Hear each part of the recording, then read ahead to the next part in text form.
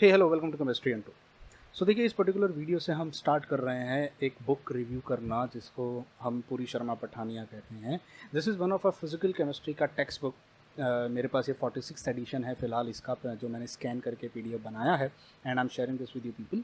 ना इस पूरी सीरीज़ में मैं आपको एक एक चैप्टर बताने वाला हूँ कि उस चैप्टर में से क्या इंपॉर्टेंट है क्या नहीं है। बहुत बार आपने मेरे मुंह से इस बुक का नाम सुना होगा और बहुत सारे वीडियोज़ में मैंने इस बुक के बारे में बताया है। इस बुक को मैंने मेरे मास्टर्स में रेफ़र किया था, जहाँ से मैंने अपने नेट की तैयारी, CSIR नेट की तैयारी, और जब मैंने गेट का पेपर दिया था तब मैंने गेट की तैयारी यहाँ से करी थी। जब मैं हैदराबाद गया था अपनी MSc की पढ़ाई करने के लिए, वहाँ पर मुझे फिज़िकल केमिस्ट्री की जो बुक मिली थी, इवन जब मैं अपनी MSc कर रहा था तब भी मैंने इसी बुक से बहुत कुछ पढ़ा था ना। ऐसा नहीं कहूँगा कि this is the best book, ऐसा नहीं है, एवरी बुक इज़ बेस्ट, और ऐसा भी नहीं है कि यहाँ से सब कुछ मिलेगा।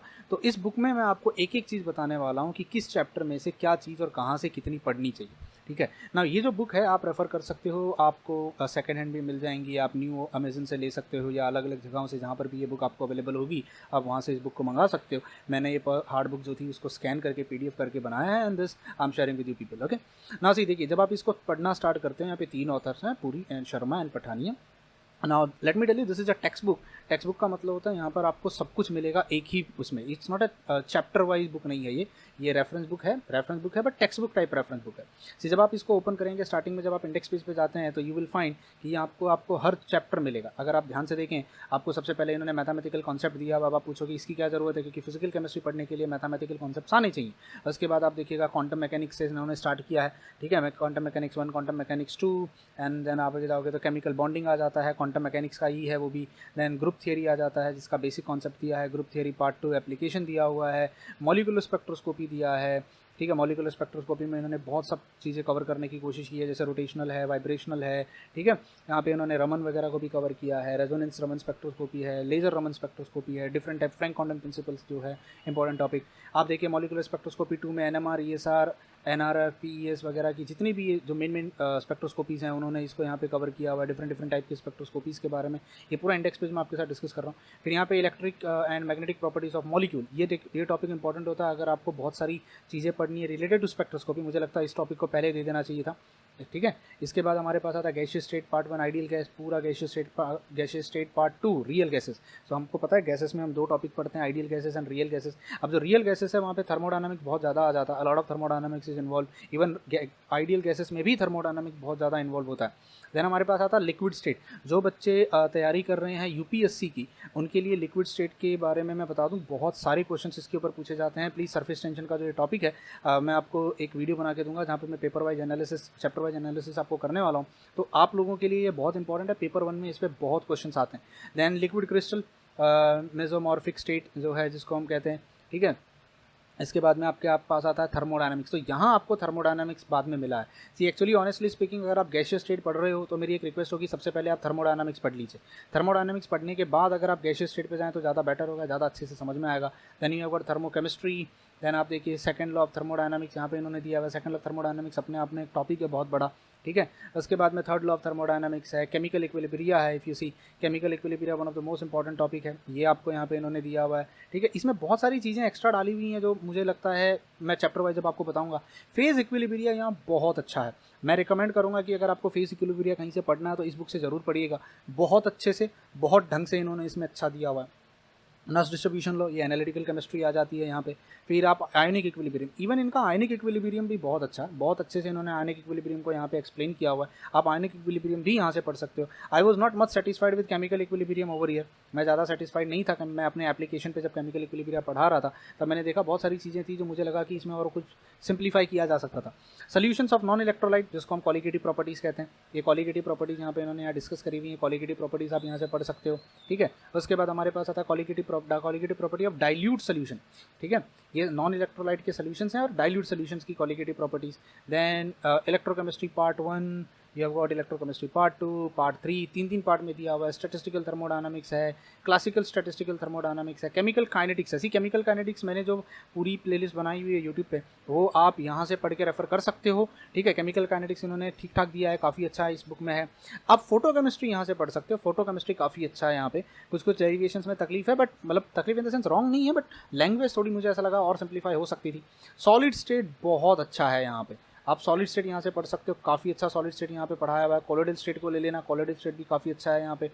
Surface chemistry one of the most important topic, again जो यूपीएससी की तैयारी कर रहे हैं, काफ़ी क्वेश्चन आते हैं यूपीएससी के यहाँ से, CSIR नेट में तो है ही है, ये बहुत इंपॉर्टेंट टॉपिक। देन मैक्रोमोलिक्यूल्स, मुझे लगता है मैक्रोमोलिक्यूल्स को अगर आप इतना ना भी पढ़े डिटेल में तो मुझे लगता है इट्स ओके, फाइन है, चलेगा। इरिवर्सिबल थर्मोडायनामिक्स, ये एक इंपॉर्टेंट टॉपिक है, इसको जरा पढ़ लेना, ठीक है। जैसे रेसिप्रोकल रिलेशंस वगैरह, इसके ऊपर कभी कभी क्वेश्चंस मैंने देखे हैं जो पूछे जाते हैं। तो let's start with the first topic. जो पहला टॉपिक यहाँ पे है वो है मैथमेटिकल कॉन्सेप्ट। नाउ क्या पढ़ना है आपको मैथमेटिकल कॉन्सेप्ट में, और जब भी आप कभी फिजिकल केमिस्ट्री स्टार्ट कर रहे हो पढ़ना BSc MSc लेवल का, तो आपको सबसे पहले मैथमेटिकल कॉन्सेप्ट्स आना चाहिए। See mathematics is the language of universe. अगर आपको मैथमेटिकल कॉन्सेप्ट नहीं आते, I have seen many students जो CSIR नेट और गेट की तैयारी करते हैं, एग्जाम की तैयारी करते हैं, तकलीफ होती है उन्हें क्योंकि वो बायोलॉजिकल बैकग्राउंड से हैं, तो वो कर नहीं पाते। तो सबसे पहले हम क्या स्टार्ट करेंगे, sketching curve, linear graph and slope. See सबसे पहले आपको आना चाहिए कि ग्राफ क्या होते हैं, अब स्लोप क्या होती है, कैसे हम ग्राफ बनाते हैं। तो आपको ये सारी चीज़ें याद नहीं करनी है। सी आपको यहाँ पे याद क्या रखना है, ये फॉर्मूलेस। मैं जिन फॉर्मूलेस को टिक करके दे रहा हूँ, प्लीज़ उन फॉर्मूलेस को आप एक काम कीजिएगा, अपनी एक बुक बना लीजिएगा और उस बुक में सबसे हेडिंग नाम डाल लीजिए मैथमेटिकल कॉन्सेप्ट, और पॉइंट बाय पॉइंट उसमें इस तरीके से पॉइंट बाय पॉइंट 2 पार्ट में उसको डिवाइड कर लीजिएगा ऐसे, और पॉइंट बाय पॉइंट उसमें इन फॉर्मूलेस को लिखते जाइएगा, जिन फॉर्मूलेस को मैं यहाँ पे अभी टिक करने वाला हूँ। आपको हर एक चीज़ को याद रखने की कोई ज़रूरत नहीं है। सबसे पहले general equation of a straight line, ये जनरल इक्वेशन लिख लीजिएगा, ax + by + c = 0। Slope intercept form लिख लीजिएगा, ये जो फॉर्मूला है यहाँ पे, दिस फार्मूला, यहाँ का ये फार्मूला। देन यहाँ पे स्लोप पॉइंट फॉर्म, क्योंकि ये स्लोप बहुत इंपॉर्टेंट है फिजिकल केमिस्ट्री में। आप जब भी कभी देखिएगा आपको ग्राफ ही ग्राफ हर जगह मिलेंगे, अगर आपको ग्राफ समझ में नहीं आता तो आप कुछ नहीं कर पाओगे, ठीक है। Slope point form, 2 point form, intercept form, सिर्फ इतना याद रख लीजिएगा। और ये फॉर्मूला जिसमें डेरिवेटिव दिया हुआ है, जिसको हम कहते हैं डेरिवेटिव dy/dx, ठीक है। इसके बाद पैरेलल परपेंडिकुलर, ये सब ठीक है, नहीं करोगे तो भी चलेगा। ये याद रख लेना, कर्विंग स्केच, ये जो है किस तरीके से आप इसको प्लॉट करते हो, किस तरीके से ये ग्राफ प्लॉट किया जाता है, पॉजिटिव स्लोप नेगेटिव स्लोप, ये तो यूजुअली हम सबको आता है। Now function of real variables, see मुझे नहीं लगता है कि ये रियल वेरिएबल्स वाला पार्ट आपको करना है, लेकिन यस पॉलिनोमियल्स आपको आने चाहिए, क्योंकि पॉलिनोमियल्स में जब आप specially chemical and ionic equilibrium करोगे और केमिकल काइनेटिक्स करोगे, तब आपको पॉलिनोमियल सॉल्व करने आना चाहिए। तो आप इस पॉलिनोमियल का ये फार्मूला लिख लीजिएगा, और ये फार्मूला लिखने के बाद एक्सपोनेंशियल फंक्शन का फार्मूला लिख लीजिएगा। यहाँ पे देख रहे हो जो मेन फार्मूले दिए हुए, स्पेशली ये वाला formula, natural log of x is 1/e⁻x, ठीक है। Now the inverse of e⁻x is called natural log of x। ये देखिए ये लाइन है यहाँ पे, ये वाला जो स्टेटमेंट है ना, ये वाला स्टेटमेंट, इसको लिख लीजिएगा, ये स्टेटमेंट बहुत इंपॉर्टेंट है। और natural log of x is दस, ये एक स्टेटमेंट बहुत इंपॉर्टेंट है, नेचुरल log का जो रिलेशन इन्होंने बताया हुआ है, ठीक है। उसके बाद में ये एक स्टेटमेंट लिख लीजिएगा, natural log of x⁻n is n × log of x। ये प्रॉपर्टी है लॉगरिदम की। तो आपको थोड़ा बहुत यहाँ पे इन्होंने log के बारे में बता दिया है, एक्सपोनेंशियल फंक्शंस के बारे में। नाउ ट्रिग्नोमेट्रिक फंक्शंस की अगर मैं बात करूं, इन पूरे फार्मूले लिस्ट बना लीजिएगा, ये फार्मूला लिस्ट आप बना के रख लीजिएगा आपके पास, क्योंकि ये आपको काम आने वाली है क्वांटम केमिस्ट्री सॉल्व करते समय। क्वांटम केमिस्ट्री में आपको बहुत ज़्यादा ट्रिग्नोमेट्रिक फंक्शंस काम आते हैं और उनके बिना आप नहीं कर पाओगे। उसके बाद अगर मैं बोलूँ तो हाइपरबॉलिक फंक्शन जो आपको यहाँ पे इन्होंने दिए हुए हैं, हाइपरबॉलिक फंक्शंस, इनको ही ज़्यादा यूज़ तो खैर नहीं होता है, that's not much use, but फिर भी अगर आप इनको लिख के रख लें तो कोई प्रॉब्लम नहीं होगी। उसके बाद अगर मैं डिफरेंशिएशन की बात करूँ, सी आपको ये वाला फार्मूला लिखने की कोई ज़रूरत नहीं है, ये 11th-12th में हमें पढ़ाया जाता है, ये वाला फार्मूला लिखने की भी ज़रूरत नहीं, हमें डायरेक्ट चाहिए होते हैं फार्मूला लिस्ट। तो आप अगर देखिएगा यहाँ पे इन्होंने ऑलमोस्ट 21 अलग अलग डिफरेंट फार्मूलेज दिए हुए हैं, जिनमें से कुछ कॉमन डेरिवेटिव फार्मूलेज हैं जो आपको आने चाहिए। देखिए मैं आपको अगर दिखाऊं, जैसे D of any constant is 0, ठीक है। उसके बाद ये वाला रूल आना चाहिए, ये क्वांटम केमिस्ट्री में काफ़ी काम आने वाला है। उसके बाद में अगर मैं बताऊं d/x d/dx of x⁻n, d/dx of e⁻x, d/dx of a⁻x, log of x का डेरिवेटिव क्या होता है, साइन थीटा का डेरिवेटिव, कॉस थीटा का डेरिवेटिव। इसके अलावा इन्वर्स, ये जो इन्वर्स वाले रिलेशंस है ना, ये क्वांटम केमिस्ट्री में बहुत काम आने वाले हैं। जब आप डेरिवेशंस करोगे तो इनकी मैं कहूँगा ये 20 के 20 जो है ना, 20 या 21 जो हैं, इनकी एक अलग से आप फार्मूला लिस्ट बना लीजिएगा, और कोशिश कीजिएगा कि रोज़ अगर आपको फुर्सत मिले तो एक बार इनको गो थ्रू जरूर कीजिएगा। सी ये सारी चीज़ें आपको केमिस्ट्री में कहीं काम नहीं आएंगी, किसी चैप्टर में काम नहीं आएंगी, लेकिन अगर आप चाहते हो कि क्वांटम केमिस्ट्री को आप समझो, क्वांटम केमिस्ट्री के डेरिवेशन समझो, तो ये आना चाहिए ना। इसके बाद अगर मैं आगे चलूँ, सी देखिए चेन रूल जो यहाँ पे इन्होंने दिया हुआ है, can you see this chain rule, ये सिर्फ इतना याद रख लीजिएगा, मोर देन इनफ है। इतना याद रख लीजिएगा, मोर देन इनफ है, क्योंकि ये आपको काम आने वाला है स्टैटिस्टिकल थर्मोडायनामिक्स में एंड थर्मोडायनामिक्स में। dy बाई डी यू और D U by D X, D Y by D X को हम इस तरीके से रिप्रेजेंट कर सकते हैं, ये थर्मो में काम आएगा। थर्मो में बहुत सारी जगहों पे आप देखोगे जो वे ऑफ रिप्रेजेंटेशन होता है वो इस तरीके से रिप्रेजेंट किया जाता है, इस फॉर्मूले को लिखिएगा। मैक्सिमा मिनिमा मुझे नहीं लगता एज सच इतना इंपॉर्टेंट है, फिलहाल इसकी कहीं पे जरूरत पड़ने वाली है, तो अगर आप यहाँ पे नहीं लिखो, क्योंकि मैक्सिमा मिनिमा की जो मैक्सिमम जरूरत पड़ने वाली है वो पड़ती है हमको क्वांटम में, पर क्वांटम में भी वो अपने पास कंटिन्यूस और डिसकंटिन्यूस फंक्शन के बारे में ही पढ़ाया जाता है, जो कि बहुत सिंपल ग्राफ होते हैं। तो आई डोंट थिंक सो ये इस टॉपिक पे आपको इतना ध्यान देने की एज सच फिलहाल जरूरत है। फुर्सत मिले तो ध्यान दे दीजिएगा, कोई प्रॉब्लम नहीं है, नॉलेज के लिए कोई कहीं वेस्ट नहीं जाती है। अब आप यहाँ पे ये देखिए, यहाँ सब मैक्सिमा, मैक्सिमम, मिनिमम ये सब निकालने के लिए कहा गया है। यहाँ पे डेरिवेटिव के फॉर्मूले सॉल्व कर, आप इन सॉल्व एग्जांपल्स को देख लीजिएगा, जो आपको अच्छा लगे उनको सॉल्व कर सकते हैं। उसके बाद में आता है partial differentiation, the most important part of दस, क्योंकि अगर आप इसकी लैंग्वेज देखो जिस तरीके से इसको रिप्रेजेंट किया गया है, ये कंप्लीट थर्मोडायनामिक्स में आता है। तो आपको ये ऊपर वाले ना भी लिखो तो चलेगा, पर ये जो फॉर्मूलेज हैं ये फॉर्मूलेस रख लेना। बहुत बार थर्मोडायनामिक्स पढ़ाते समय जब हम किसी चीज़ को लिखते हैं तो स्टूडेंट पूछते हैं ये कहाँ से आ गई सर, ये क्या है? तो ये पार्शियल डिफरेंशिएशन है, आपको ये सारी चीज़ें आनी चाहिए। एंड ये जो फाइनल हमने फार्मूला लिखा हुआ है ना, ये थर्मोडायनामिक्स जब आप पढ़ना स्टार्ट करोगे एडवांस लेवल का, सबसे पहला फार्मूला ही यही आता है, differentiation of F with respect to X, differentiation of F function with respect to Y into D Y. तो ये फार्मूला लिस्ट बना लीजिए, ये एक फार्मूला लिस्ट बना लीजिए। बाकी आप कितनी पढ़ने की कोशिश कीजिएगा, अगर आप मैथमेटिकल बैकग्राउंड से नहीं है तो आपको ये चीज़ें जल्दी समझ में नहीं आएंगी। तो आप फार्मूला तो बाय हार्ट कर सकते हैं ना, तो ये वाले पार्ट को रहने दीजिएगा, ठीक है। आगे चलते हैं, ठीक है। नाउ यूलर्स रेसिप्रोकल रिलेशन, ये सब थर्मोडायनामिक्स का काम है, तो आपको ये रिलेशन आना चाहिए। इस फॉर्मूले को बना लीजिए, आपको ये मिल जाएगा। अगर आपके पास भी ये बुक है तो आपको ये पता चल जाएगा वहाँ से। मूविंग नेक्स्ट, सी देखिए यहाँ पे ये सारे फॉर्मूलेज हैं। तो ये जो फॉर्मूला मैंने आपको ये देखिए जो लास्ट में जो दिया हुआ ये, इसको आप नोट डाउन कर लीजिएगा, इसको नोट डाउन कर लीजिएगा। ये exact differentiation Euler's reciprocity relation है, रेसिप्रोसिटी रिलेशन है। एग्जैक्ट डिफरेंशियल के बारे में ये बताता है। एग्जैक्ट इनएक्ट डिफरेंशियल जो होता है वो हम थर्मोडायनामिक्स में पढ़ते हैं। इसके ऊपर मैंने बाकायदा एक वीडियो भी बनाया हुआ, अगर आप यूट्यूब को थोड़ा ओपन करके देखेंगे आपको पता चल जाएगा ना। उसके बाद ये वाला, कैन यू सी दिस, ये वाला, अब इसका डेरिवेशन इन्होंने यहाँ दिया, इसको चेन रूल कहते हैं, साइक्लिक रूल या चेन रूल कहते हैं। इन्होंने यहाँ पे इसका डेरिवेशन बाकायदा दे दिया गया, बट हम इसको डायरेक्ट यूज़ करते हैं थर्मोडायनामिक्स में, ठीक है। यूलर चेन रिलेशन, इसको यूलर चेन रिलेशन कहते हैं।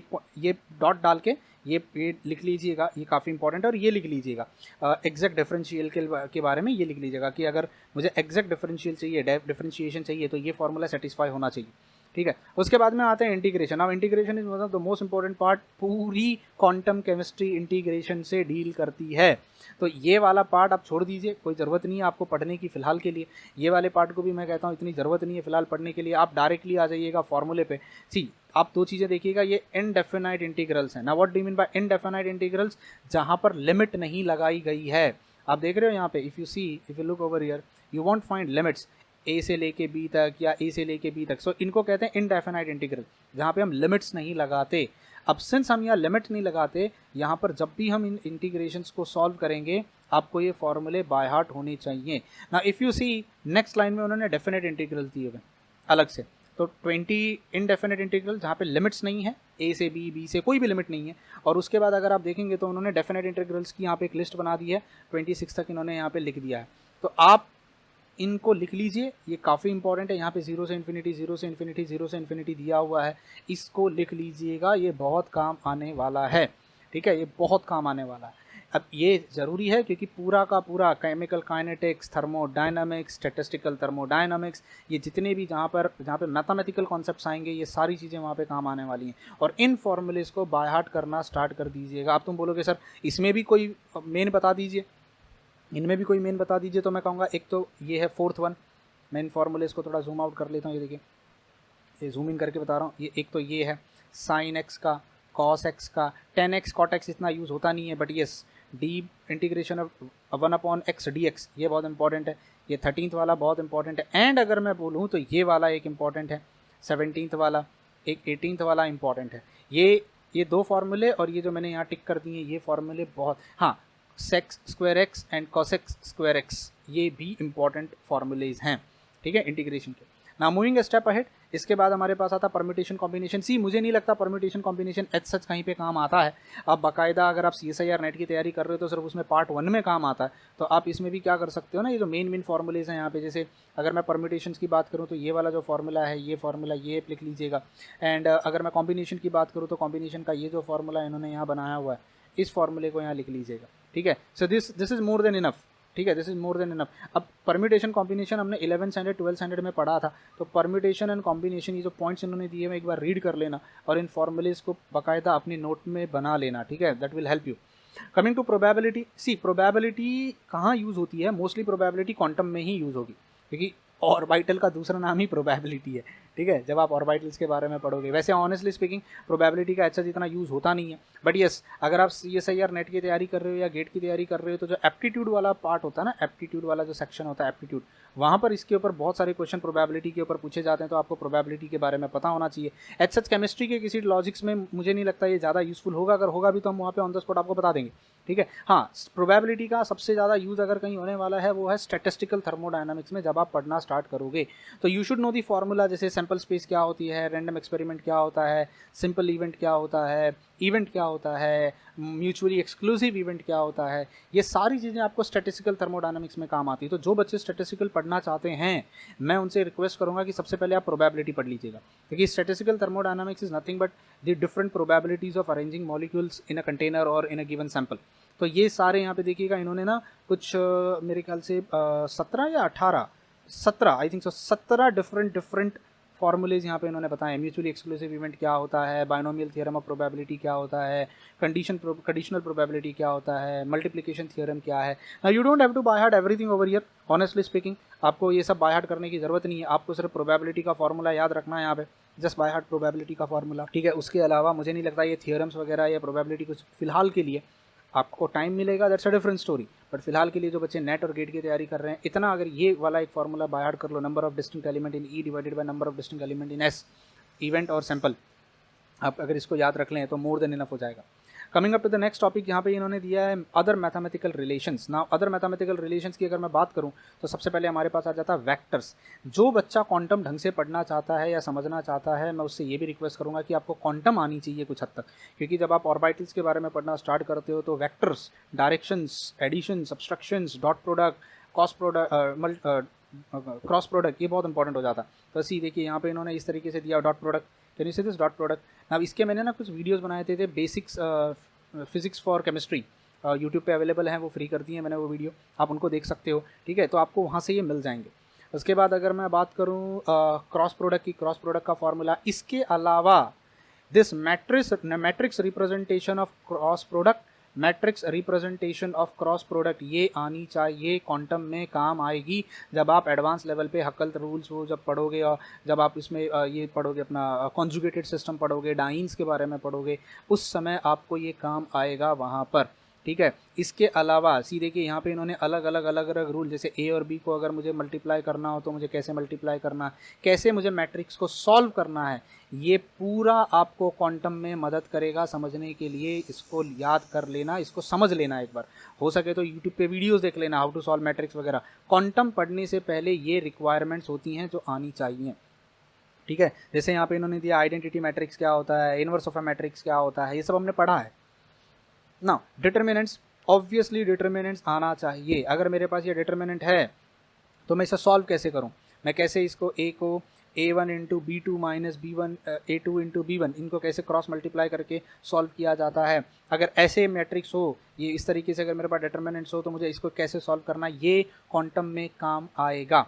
इसके अलावा एक और इंपॉर्टेंट चीज़ है complex number. See you should know what do you mean by complex number, क्योंकि जैसे ही आप क्वांटम स्टार्ट करते हो पढ़ना तो सबसे पहली चीज़ जो आपको वहाँ पे देखने मिलती है वो होती है हैमिल्टोनियन इक्वेशन, हैमिल्टोनियन ऑपरेटर, जहाँ पर आप देखिएगा आपको मोमेंटम ऑपरेटर में कॉम्प्लेक्स नंबर सबसे पहले इंट्रोड्यूस कर दिया जाता है।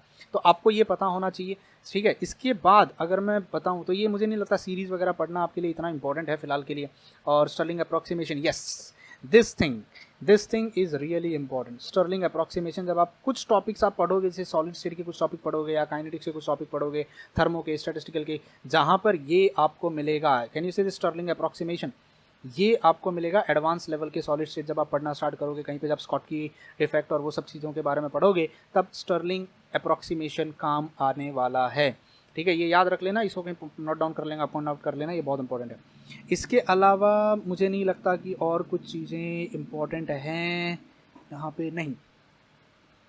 तो इस तरीके से आपका ये पहला चैप्टर जो इन्होंने बनाया हुआ है, मुझे लगता है काफ़ी अच्छा काम किया है पूरी शर्मा पठानिया ने, जिन्होंने ये बुक बनाई है, कि पहला ही चैप्टर बेसिक्स मैथमेटिकल ये दे दिया। हम बहुत स्ट्रगल करते हैं फार्मूलेस के साथ, और बहुत बार स्टूडेंट्स को मुझे ये समझाने में दिक्कत हो जाती है कि फार्मूला लिस्ट कहाँ से और कैसे बनाएं। तो जो मैंने आपको यहाँ टिक करवा दिए हैं, आप उन फार्मूलेस को ले सकते हो। मिलते हैं अगले वीडियो में, जहाँ पर हम डिस्कस करेंगे अगला टॉपिक, और हमारा जो अगला टॉपिक होने वाला है उसके बारे में हम डिस्कस करेंगे। This was all about the mathematical concepts which are required to study physical chemistry. I hope ये वीडियो यूजफुल होगा। प्लीज़ इसे शेयर कीजिएगा अपने फ्रेंड्स तक, एंड कमेंट सेक्शन में मुझे कमेंट करके बताइएगा कि आप और किस चैप्टर के बारे में मुझसे रिव्यू चाहते हैं, किसी स्पेसिफिक बुक में अगर आपको चाहिए। Till then bye bye, take care and God bless you all.